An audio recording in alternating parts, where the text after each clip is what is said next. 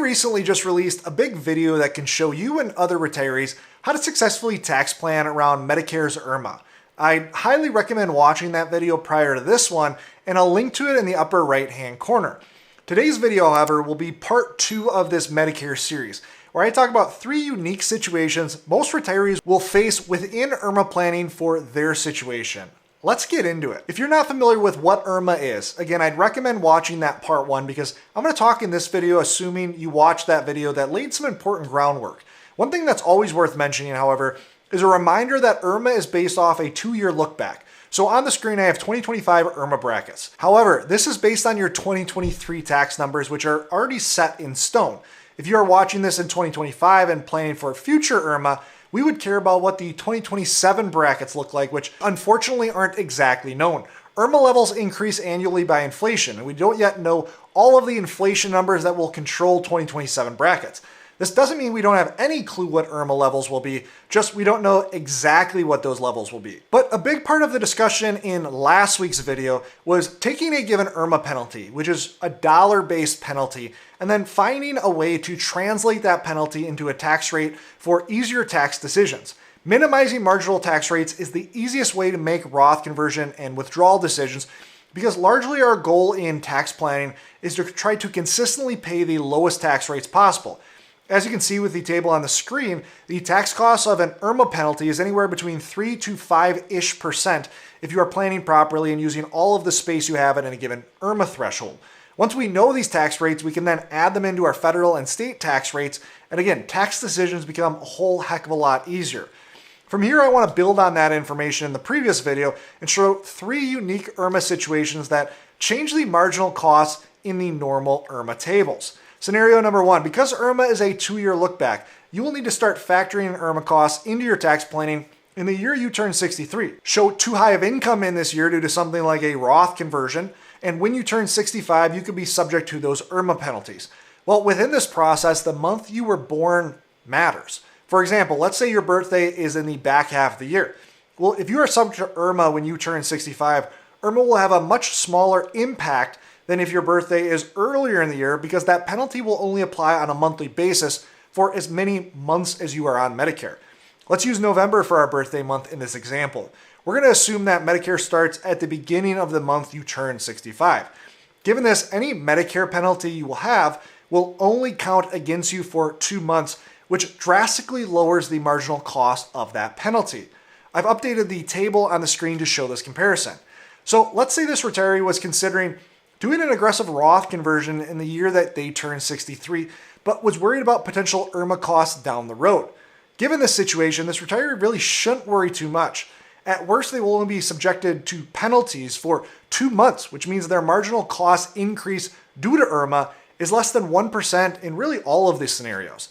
This retiree should still use IRMAA thresholds to determine the best income to convert up to, but the added cost of IRMAA here is quite minor. Note that as I'm going through this presentation, I'm going to be consistently using the 2025 brackets for simplicity when I'm talking about IRMAA, even though they are based on 2023 income.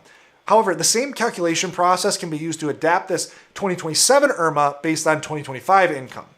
Situation number 2 is one that most married couples will face. If you are married, you are subject to joint IRMAA brackets regardless of whether one or both spouses are subject to IRMAA. However, if you have a penalty and only one spouse is subject to IRMAA due to their age, then only one penalty will be owed, not 2. Because of this dynamic, the joint table and marginal tax rates would not directly apply to you. Instead, we would need to create a new table that shows joint IRMAA levels, but only one IRMAA penalty. If we look at this table, you will find that penalties and also the marginal costs of those penalties are cut in half. Why does this matter? Well, a certain subset of retirees will find themselves in a position where it actually makes sense to take an IRMAA penalty today because of the need to perform big Roth conversions. Effectively here, the tax problems in the future dwarf an IRMAA penalty today. Well, a great time to take those penalties would be when only one of you is actually subject to IRMAA.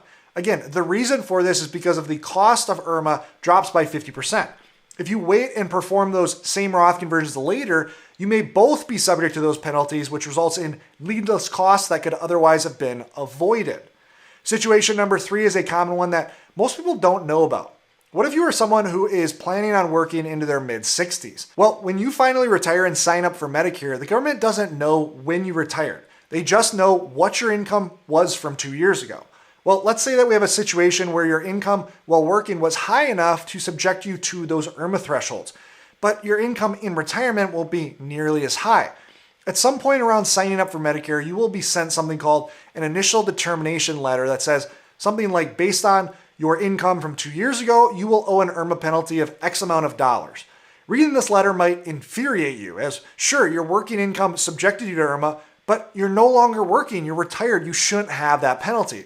Well, the good news is the government actually agrees with you on this front, but you have to file a Medicare appeal to get this penalty reversed. This appeal is done based on Form SSA-44. On the sheet, they will allow you one of 8 viable reasons for appealing your penalty. I filled out step number 1 as if you were filing this letter based on retiring. Fill out this form correctly and you will be successful in reversing that IRMAA penalty. But here's where things get a little bit tricky. As part of that IRMAA appeal, you need to tell the government what the anticipated reduction in income will be due to that qualifying event. So if you were earning $250,000 while working and only plan to have $75,000 of MAGI in retirement, then this is 100% a valid reason to appeal, and you will be successful if you fill out the form properly. You might use your first year of retirement as the tax year you want them to look at and compare to. Even though that first year hasn't yet happened, the government will effectively take your word for it and later compare the year you denoted once the tax numbers finally come in. Well, this is where things can get a bit tricky. And we've actually noticed that Medicare is not consistent in how they handle these appeals. Let's take this situation at hand and expand it a little bit. Say that you just retired, you filled out the Medicare appeal form, and now that you no longer have working income, you want to perform some sizable Roth conversions to avoid harmful future RMDs. Well, you just retired this year in 2025 and told the government that income was going to be reduced drastically in 2025 due to this life-changing event. If you go and perform a big Roth conversion this year and bring your income back up to a high enough point that you would be subject to IRMAA 2 years from now, how will Medicare handle this situation? Will your appeal still be successful? After all, your income was supposed to be lower, but you, in a discretionary manner, decided to raise it back up to a higher level. Well, this is where we've personally seen some inconsistency from Medicare. We've had clients in this exact situation that have had a successful IRMAA appeal based on their working income. Then they bring their income up higher because of things like Roth conversions. But the appeal ends up still being successful. They just now have to owe that IRMAA penalty in 2 years. However, we've had other clients who have had this IRMAA appeal rejected after the income numbers come in at a later date, and they owe another IRMAA penalty in those 2 years. So because they didn't have the reduction they said they were going to have, the appeal then was reversed. This inconsistency is not all that surprising when dealing with the government, but it does create a question on how you should handle Roth conversions after a Medicare appeal. Unfortunately, there's only so much that you can do if an appeal is rejected. Again, you can try to appeal again or provide a little bit extra reasoning, but at the end of the day, Medicare's decision is mostly final there. For this reason, I recommend taking the more conservative approach for planning. If you are doing an appeal and citing a reduction in income for a year like 2025, use 2025 as a year where you keep your income level below those IRMAA levels if you plan on doing any Roth conversions. Effectively, what is happening here is you are basing 2 or potentially even 3 years of IRMAA penalties all off of 1 year's income. If you end up breaking through IRMAA this year and it reverses an appeal, it can be quite expensive. You may have double or triple the penalty cost, which probably creates a high enough tax load that you are paying to squash the reason that you would want to perform that Roth conversion in the first place. IRMAA appeals can be a fantastic out for some families, but they need to be managed properly. I hope these 3 unique situations gave you a better idea on how you can personally navigate IRMAA. If you like this video and want to learn how to accurately project out future IRMAA brackets, click on this video right here where we talk about how to plan for IRMAA the right way. Click on this video to learn more, and always remember, you don't need more money, you need a better plan. Look forward to seeing you in the next video.